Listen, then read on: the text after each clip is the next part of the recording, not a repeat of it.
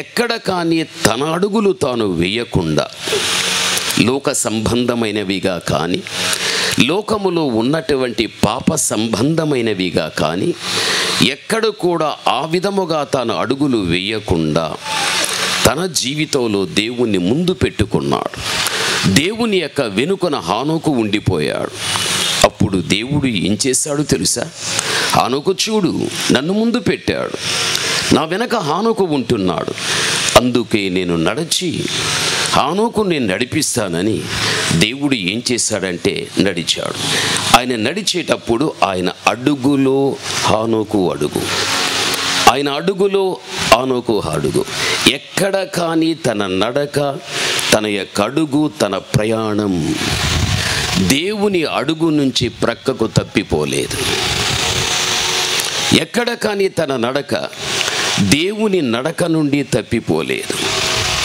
అందును బట్టే ఏ దేవుడు నడిచి ఏ దేవుడు హానోకును నడిపించాడో అలా నడుచుటను బట్టి దేవుడు హానోకుకు నియమించిన ఆ స్థలంలోనికే దేవుడు తీసుకువెళ్ళాడు.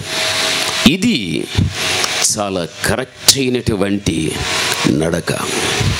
ఈ రోజుల్లో చూడండి, చాలామంది దేవుణ్ణి వెనక్కి పెట్టేశారు.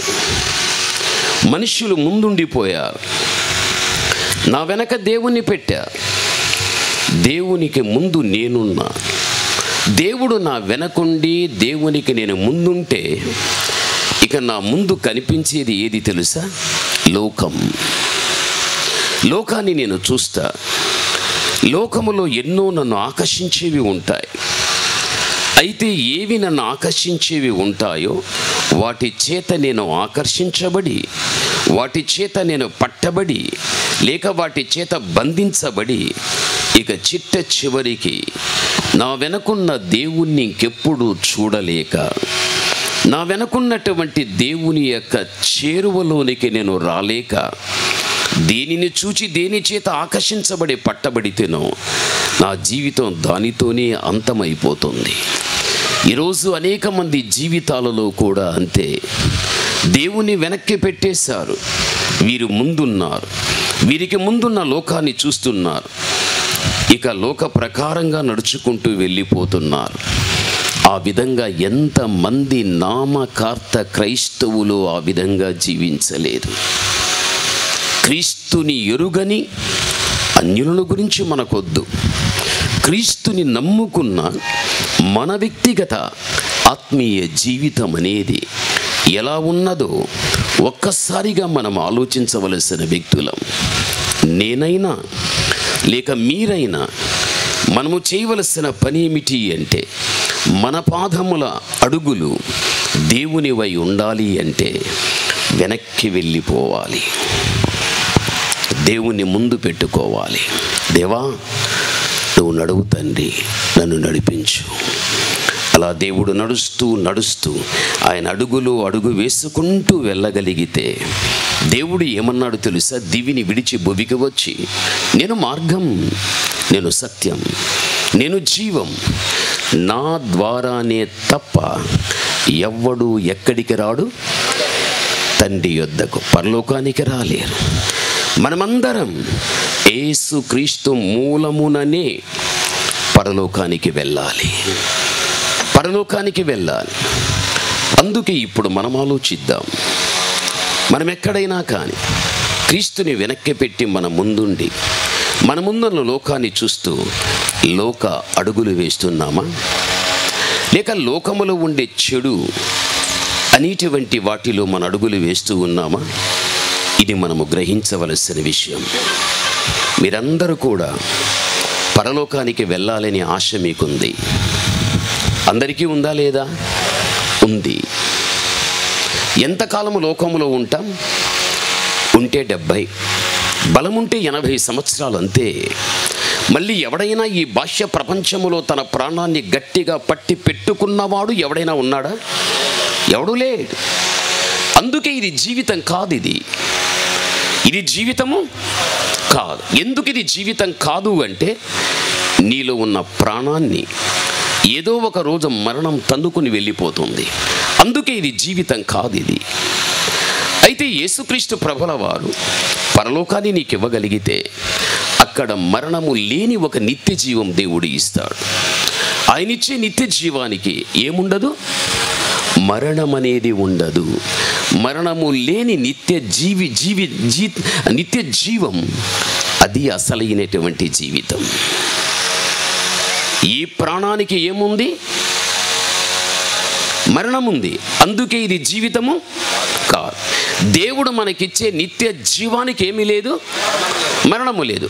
అందుకే అసలైన సిసలైన జీవితము అదే. అందును బట్టే భూమి మీదను బ్రతికి ఉన్న కాలములోనే ఆ యొక్క నిత్య జీవితాన్ని నువ్వు సంపాదించుకోవటానికి ఇక్కడే నీవు యోగ్యతను సంపాదించుకోవాలి. ఇక్కడే సంపాదించుకోవాలి. దాని గురించిన ఆలోచనలు నీకు ఉండాలి. దాని గురించిన సంభాషణ నీకు ఉండాలి. దాని గురించిన తపన నీకు ఉండాలి. అప్పుడే తప్పనిసరిగా నీవు పరలోకపు యొక్క రాజ్యాన్ని స్వతంత్రించుకోవటానికి అవకాశం అనేది కలుగగలుగుతుంది. అందుకే నీవు మరణాన్ని రుచి చూచేంత వరకు కూడా నీ అడుగు దేవుని అడుగై ఉండాలే కానీ లోక సంబంధమైనదిగా ఉండకూడదు. బైబిల్లో నీవు చూడు, పరమగీతం 1వ అధ్యాయం 8వ వచన భాగాన్ని మనము చూస్తే బైబిల్ ఈ విధంగా చెబుతుంది. పరమగీతం 1:8 మనం చదువుకుందాం. త్వరగా చదువుదాం. నారీమణి సుందరి అది నీకు తెలియకపోయినా మందల అడుగు జాడలను బట్టి నీవు పొమ్ము చాలు. ఈ పరమగీతం 1:8 చూడగలిగితే నారీమణి సుందరి మందల అడుగు జాడలను బట్టి నీవు పొమ్ము అని వ్రాయబడి ఉన్నది. అసలుకు ఇక్కడ నారీమణి అని ఇక్కడ పిలువబడుచు ఉంటున్నది. అసలుకు ఏది ఈ నారీమణి? అర్థం చేసుకోవాలి. దేవుడైన యెహోవా సృష్టిని 5 దినాలలో దేవుడు మాటతో కలుగజేశాడు. భూమి కలుగునుగాక, ఆకాశం కలుగునుగాక, అందు సూర్య చంద్ర నక్షత్రములు కలుగునుగాక. మానవ కంటి కనుచూపు మేరకు ఈ విశ్వంలో ఏదైతే కనిపిస్తున్నదో ఇదంతా కూడా దేవుని యొక్క నోటి మాట వలన కలిగిపోయారు. 6వ దినాన దేవుడు చేతితో మానవుని నిర్మించాడు. ఎప్పుడైతే మట్టితో మనిషిని నిర్మించాడో వానికి ప్రాణాన్ని పోయగా వాడు జీవించే వ్యక్తి అయ్యాడు. ఒంటరితనం మంచిది కాదని ఒక చక్కని భాగస్వామిని ఇవ్వటానికి గాఢ నిద్ర ఇచ్చాడు. ప్రక్కన గాయం చేశాడు. మాంసాన్ని ఎముకను తీశాడు. స్త్రీనిగా తయారు చేశాడు. వీనికి గాయాన్ని కట్టాడు. నిద్ర నుండి లేపాడు. లేచిన వీడు తనలో నుండి తీయబడిన స్త్రీని చూచి, నా నుండి నీవు తీయబడ్డావు కాబట్టి నీవు మణి అన్నాడా? నారీ అన్నాడంతే. పరమగీతములో నారీ మణి ఉంది. ఇక్కడ ఆదాము మాట్లాడేటప్పుడు తన భాగస్వామి అయిన హవ్వను నారీ అని అంటున్నాడు. చూడండి, అక్కడ ఎందుకు నారీ, ఇక్కడ ఎందుకు నారీ మణి? నారీ ప్రక్కన మణి ఉంది. మణి చాలా విలువైనది. మణి చాలా శ్రేష్టమైనటువంటిది. అయితే దేవుని యొక్క దైవిక సంకల్పము ఏమిటి అంటే, ఆదామును మట్టితో చేసి ఆదాములో నుండి తీయబడిన ఎముక మాంసముతో హవ్వను చేసిన తర్వాత వీరిద్దరూ కూడా ఒక మణిలాగా ఉండాలని దేవుని యొక్క ఆకాంక్ష. అంటే ఒక విలువైన జీవితం, ఒక శ్రేష్టమైన జీవితం వీరికి ఉండాలని దేవుడు కోరుకోగలిగాడు. అయితే మీరు చూడండి, సృష్టిలో ఆదాము హవ్వకు దేవుడు అన్నీ ఇచ్చేశాడు, అన్నీ ఇచ్చాడు. అయితే సృష్టిలో ఆదాము హవ్వకు ఇవ్వనిది ఏది? ఆదాము హవ్వకు ఇవ్వనిది ఏదిమా? వారు నివసించటానికి ఇల్లు ఇవ్వలేదు. ఆదాము హవ్వకు దేవుడు ఇల్లు ఇచ్చాడా? ఇల్లు ఇవ్వలేదు. అయితే వారు నివసించటానికి దేవుడు ఒక చక్కని తోట వేసి, మీరు ఆ తోటలో నివాసం చెయ్యండి. ఇంటికి బదులు తోటనిచ్చాడు నివసించటానికి. ఎందుకు దేవుడు తోటనిచ్చాడు అంటే, మీ ఇద్దరు కూడా ఆ తోటను చూస్తూ మీరు తోటలాగానే బ్రతకాలి. ఇది వారి పట్ల దేవుని సంకల్పము. అది తోటలో చూడండి, చక్కని పరిమళాన్ని వెదజల్లే పుష్పాలు ఉంటాయి, చక్కని పోషణకు సంబంధించిన ఫలములు కూడా ఉంటాయి. ఇప్పుడు తోటలో ఒక చెట్టు చూడండి, అది బ్రతికి ఉంటుంది, ఎదిగి ఉంటుంది. ఎదిగిన తర్వాత చిగురించి పూత పట్టి పిందె వేసి కాయ వేసి ఆ మీదట పండు అవుతుంది. పండు తర్వాత దానికి ఏదైనా దశ ఉందా తల్లి? ఇక దానికి దశ లేదు. ఇంకా పిందేస్తే దశ ఉంది, కాయ అవుతుంది. కాయగా ఉంటే దశ ఉంది, పండు అవుతుంది. పండు అయిన తర్వాత మళ్ళీ దశ లేదు అంటే సంపూర్ణమూని దాని అర్థం. ఆదామా, ఓ హవ్వ, తోటలో ఉన్న చెట్టు ఎలా బ్రతికి ఉంటుందో మీరిద్దరు కూడా నాలో బ్రతికి ఉండాలి. ఆ చెట్టు ఎలాగైతే ఎదిగి ఉంటుందో నాలో మీరు ఆత్మీయంగా ఎదిగి ఉండాలి. ఆ చెట్టు ఎలాగైతే ఫలించి ఉంటుందో మీరు నాలో కూడా ఫలించాలి. సృష్టి యొక్క ప్రారంభములో ఆదిమ దంపతుల నుండి దేవుడు కోరుకోదగినది ఏమిటి అంటే, మీ ఇద్దరి జీవితము తోటలాగా ఉండాలి. మంచి ఆలోచన దేవునిది వారి పట్ల. అయితే దేవుడు కోరుకున్నట్టుగా వారు నోచుకోలేకపోయారు ఆ తోటలాగా ఉండటానికి. సాతానుడు వచ్చాడు, ఆజ్ఞను అతిక్రమించాడు, పాపములో పడవేశాడు.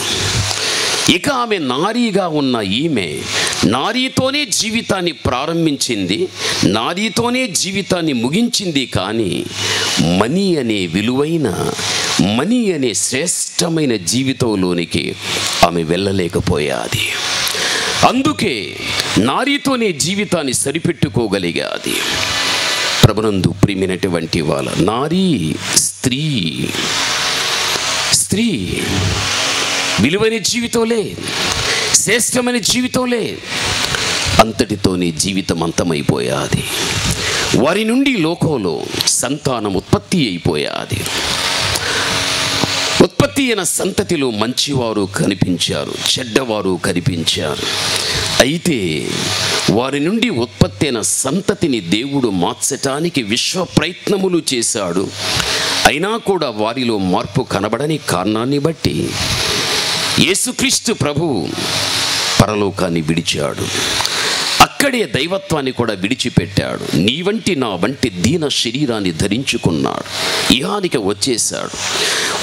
వచ్చిన యేసుక్రీస్తు ప్రభుల వారు ఆయన తన ప్రాణాన్ని పెట్టేశాడు. అది అపోస్తల కార్యం 20:28 చూస్తే దేవుడు తన స్వరక్తమిచ్చి సంపాదించిన సంఘం అని బైబిల్ చెబుతూ ఉంది. ఆయన ఈ లోకానికి వచ్చి ఆయన తన ప్రాణాన్ని పెట్టి ఆయన ఏది సంపాదించాడు అంటే సంఘాన్ని దేవుడు సంపాదించాడు. ఆ సంపాదించినటువంటి సంఘాన్నే పరమగీతం 1:8 నారీమణి, ఓ సుందరి, మందల అడుగుజాడలను బట్టి నీవు పొమ్ము అని మనకి ఇక్కడ వ్రాయబడి ఉన్నది. నారీ అనగా స్త్రీ.